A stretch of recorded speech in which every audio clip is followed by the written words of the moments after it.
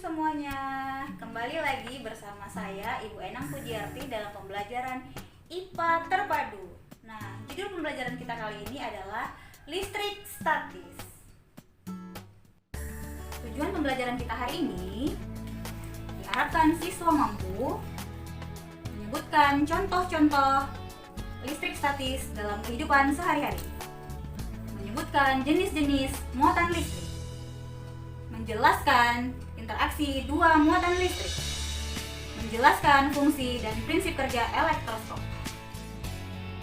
Baiklah, kita akan mulai pelajaran kita tentang listrik statis. Pernahkah kamu melihat kertas kecil menempel di ujung sisir setelah kamu menyisir rambut? Tahukah kamu bagaimana terjadinya petir? Dan pernahkah kamu melihat balon menempel di dinding? Untuk mengetahui jawabannya, kita akan mengupas tuntas terlebih dahulu apa itu listrik statis. Mari kita ikuti pelajarannya. Listrik statis adalah ketidakseimbangan muatan listrik di dalam atau di permukaan benda. Listrik statis biasa disebut juga dengan listrik diam atau listrik tidak mengalir. Pada bab ini, kita akan membahas tentang konsep listrik statis dan gejalanya dalam kehidupan sehari-hari. Atom merupakan bagian terkecil dari suatu benda. Atom tersusun atas partikel subatom, yaitu proton yang bermuatan positif, neutron yang tidak bermuatan, dan elektron yang bermuatan negatif. Neutron dan proton membentuk inti atom, sedangkan elektron bergerak di sekitar inti atom. Elektron inilah yang memiliki kaitan erat dengan fenomena kelistrikan pada suatu benda. Bagaimana interaksi antara muatan listrik pada suatu benda? Baiklah, perhatikan video berikut ini. Kali ini kita akan menggunakan balon, handuk wol, dan juga kertas-kertas kecil.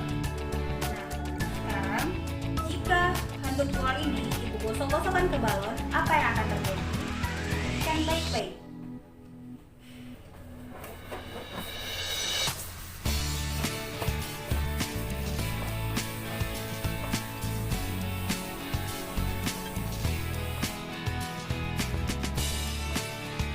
Kemudian kita dekatkan ke kertas kecil.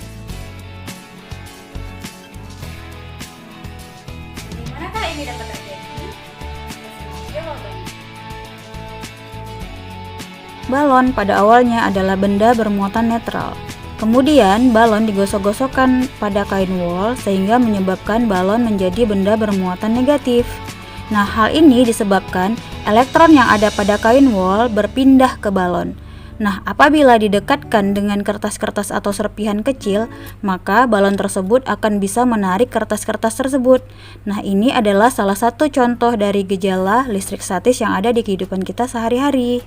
Petir merupakan salah satu contoh dari listrik statis.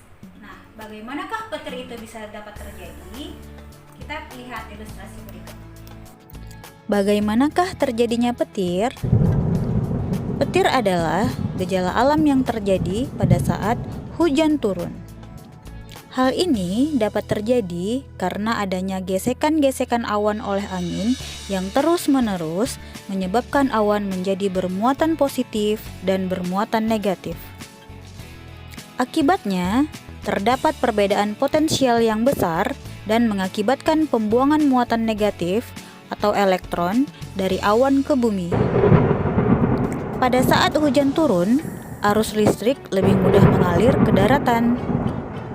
Awan yang memiliki kelebihan elektron pada lapisan bawah permukaannya akan dibuang ke daratan untuk menyeimbangkan muatannya.